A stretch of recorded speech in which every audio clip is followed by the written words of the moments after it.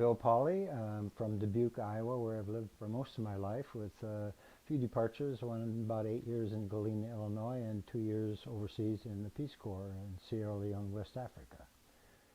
And then my real big introduction to haiku came with great good luck of having my friend and mentor and teacher Raymond Roseliep being all of those things to me at Loras College when I had him for 2 classes. He wasn't actually teaching haiku at that time. He was just coming to it, and said hardly anything about it in his 2 creative writing classes that I took. But he was learning about it, being somewhat cautious about it, I think, trying his own hand at what then for everybody seemed to be early 60s, 5, 7, 5, 17 syllables, 3 lines, a stereotypical definition of haiku. After I was finished at Loras as a student, actually, and went off into the Peace Corps and to teach in high school, Raymond Roseliep and I resumed a correspondence, and he would do wonderful things like challenging me to a haiku contest, and we both kind of laughed at that because we knew who the winner was going to be, of course, and he always let me win. But as he was gaining more information, more knowledge, and more skill, and becoming more adept at that, and of course he became a master of haiku, worldwide known for that. I'd like to read you some of my haiku, if I may. Well, you don't have much to say about it, I guess, but here goes. Snow melt. She enters the earth on her knees.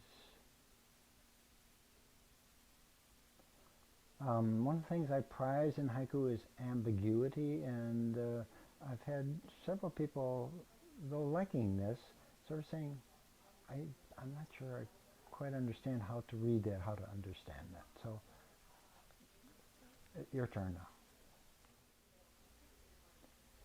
Back from the war, all his doors swollen shut. This is one of the haiku that has something to do with, I guess, a social consciousness, awareness. Again, I like to think it's somewhat ambiguous. There are various ways that you can read it, and I always encourage any listener of my work to take it literally first of all. So, okay, he's back from the war and his doors are swollen shut. So, make your own soul. Sound of her voice carrying eggs across the ice. Heart drawn in dust by the old Indian rain. I kind of lied there earlier. This is, I suppose, could be thought to have a little bit of a social edge to it, basically. Shy girl, first to notice the hummingbird's tongue. Walking down the country lane, childless as the moon. Reunion dance. This time she lets him crush her corsage. Sometimes I like to demonstrate that I have something resembling a sense of humor, and so I turn to, and I just kind of keep insisting that the pronunciation is Senryu. A lot of people want to say Senyu. I guess that's probably the correct pronunciation. Senryu, anyhow, more focus on human nature, human foils, shortcomings, the laughable, sometimes the mockable. I try not to be too harsh or, mean-spirited. So, and I shouldn't have prefaced this. Now you may be disappointed, I guess.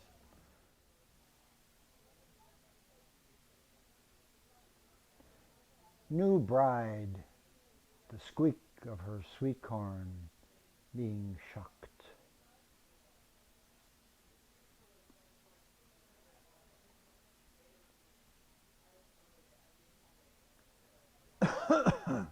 Coughing, the exterminator assures me that his work is safe. Blue highway curve of the blackbird's song. Country field, home run rolling past the headstones. This one received sort of a sitting gasp, one of the strongest reactions I've ever had to one of my haiku being read in public.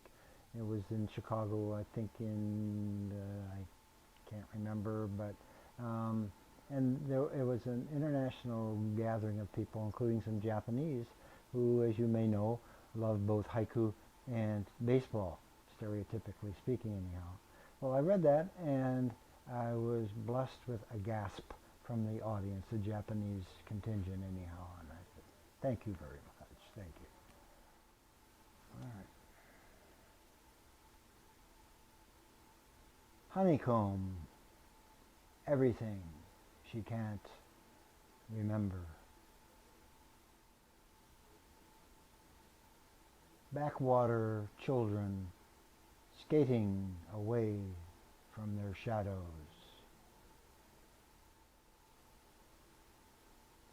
New Year's Day, grunting my boot onto the wrong foot.